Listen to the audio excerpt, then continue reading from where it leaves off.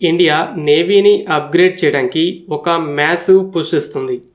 Just వార్షిప్స్ని కొనడం కాదు, nuclear టెక్నాలజీని హెవీగా వాడాలని చూస్తుంది.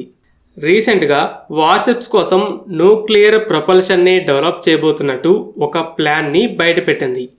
దాని ప్రకారం నెక్స్ట్ 15 yearsలో ఒక న్యూక్లియర్ పవర్డ్ ఎయిర్క్రాఫ్ట్ క్యారియర్ కనీసం 9 న్యూక్లియర్ పవర్డ్ వార్షిప్స్ని బిల్డ్ చేయాల్సి ఉంది.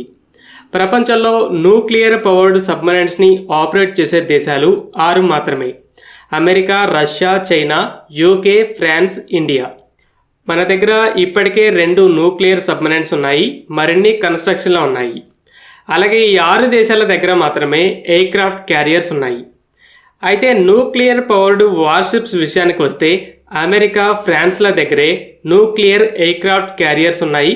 రష్యా దగ్గర మాత్రమే న్యూక్లియర్ వార్షిప్స్ ఉన్నాయి. చైనా ఈ టెక్నాలజీ మీద కూడా కన్నేసింది. ఇప్పుడు టైప్ 003 అంటే ఫ్యూజియాన్ క్యారియర్ అంటున్నాం కదా, ప్రస్తుతం ఇది ట్రయల్స్లో ఉంది. అయితే నెక్స్ట్ టైప్ 004 ఎయిర్క్రాఫ్ట్ క్యారియర్లో న్యూక్లియర్ టెక్నాలజీ ఉండబోతుంది. అయితే ఇండియా కూడా ఒక న్యూక్లియర్ ఎయిర్క్రాఫ్ట్ క్యారియర్ని బిల్డ్ చేసి దానికి తోడుగా రష్యాల కనీసం 9 న్యూక్లియర్ పవర్డ్ వార్షిప్స్ని ఆపరేట్ చేయాలని ప్లాన్ చేస్తుంది. మరి ఎందుకు ఈ న్యూక్లియర్ టెక్నాలజీ అంత ఇంపార్టెంట్? సబ్మరైన్స్ వార్షిప్స్లో డీజిల్ ఇంజన్స్, గ్యాస్ టర్బైన్ లాంటి ప్రొపల్షన్ ఉంటుంది. ఇవి 10,000 కిలోమీటర్లు, 15,000 కిలోమీటర్లు ప్రయాణించగలవని ఒక లిమిట్ ఉంటుంది. అది కూడా ఫుల్ స్పీడ్తో కాదు, స్లోగా వెళ్తేనే. సబ్మరైన్స్ ఫ్యూయల్ అయిపోతుంటే తిరిగి పోర్ట్కి రావాలి. వార్షిప్స్ కోసం అయితే పెద్ద పెద్ద ట్యాంకర్ షిప్స్ ఫ్యూయల్ని తీసుకొని వెళ్ళి సముద్రంలో రీఫ్యూలింగ్ చేస్తాయి. ఇది కూడా పెద్ద తలనొప్పి.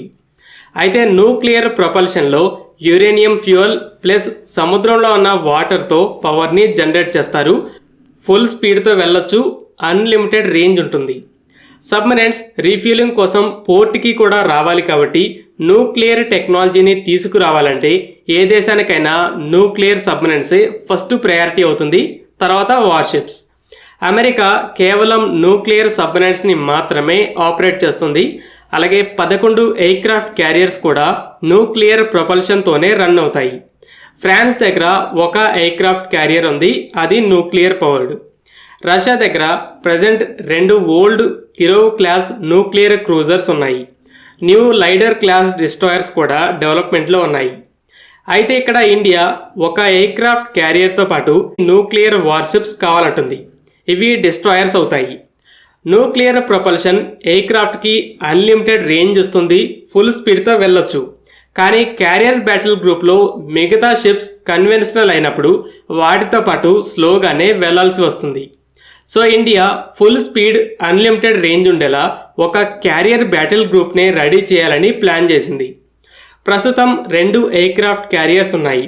నేవీ మొదటైతే నెక్స్ట్ ఇంకా పెద్దది అయిన 65,000 టన్ ఐఎన్ఎస్ విశాల్ని బిల్డ్ చేయాలని చూసింది. కానీ సుమారు 2035కి ఐఎన్ఎస్ విక్రమాదిత్య రిటైర్ అవుతుందని ముందు ఇంకో విక్రాంత్ క్లాస్ క్యారియర్ని బిల్డ్ చేయబోతుంది. కొన్ని అప్రూవల్స్ అయితే వచ్చాయి. నేవీ 2017 వరకు ఈ 65,000 టన్ క్యారియర్లో న్యూక్లియర్ ప్రొపల్షనే ఉండాలని అనుకుంది. కానీ తర్వాత బడ్జెట్ సరిపోక ఆ ప్లాన్ని డ్రాప్ చేసుకుంది. కానీ ఇప్పుడు న్యూక్లియర్ ఎయిర్క్రాఫ్ట్ క్యారియరే కాకుండా న్యూక్లియర్ వార్షిప్స్ కూడా కావాలంటుంది. సో ఆ ఐఎన్ఎస్ విషయాల్లో న్యూక్లియర్ టెక్నాలజీ ఉండొచ్చు. అలాగే ప్రజెంట్ నేవీ ప్రాజెక్ట్ 18లో మ్యాసివ్ వెపన్ లోడ్ ఉండేలా 13,000 టన్నుల డిస్ట్రాయర్స్ని డిజైన్ చేస్తుంది. ఇప్పటి వరకు వచ్చిన రిపోర్ట్స్లో అయితే వీటిలో ఎఫిషియెంట్గా ఉండే ఇంటిగ్రేటెడ్ ఎలక్ట్రిక్ ప్రొపల్షన్ టెక్నాలజీ ఉంటుంది. వీటిలోనే న్యూక్లియర్ ప్రొపల్షన్ ఉండే వర్షన్స్ ఉండొచ్చు. ఓవరాల్ ఇండియన్ నేవీ అయితే 2040 కల్లా ఒక న్యూక్లియర్ ఎయిర్క్రాఫ్ట్ క్యారియర్, కనీసం 9 న్యూక్లియర్ వార్షిప్స్తో ఒక క్యారియర్ బ్యాటిల్ గ్రూప్ని ఆపరేట్ చేయాలనే ప్లాన్ని బయటపెట్టింది. దీనితో ఇండియన్ నేవీ గ్లోబల్ పవర్ స్టాండర్డ్కి వెళ్తుంది. ఇండియన్ నేవీలో వార్షిప్స్ని డిజైన్ చేయడానికి వార్షిప్ డిజైన్ బ్యూరో అని ఒక R&D వింగ్ ఉంది. న్యూక్లియర్ రియాక్టర్స్ని అయితే బాబా అటామిక్ రీసెర్చ్ సెంటర్ డెవలప్ చేస్తుంది. ఫ్రెండ్స్, ఈ వీడియో మీకు నచ్చినట్లయితే లైక్ చేయండి. అలాగే మరిన్ని డిఫెన్స్ అప్డేట్స్ కోసం మన ఛానల్ని సబ్స్క్రైబ్ చేసుకోండి.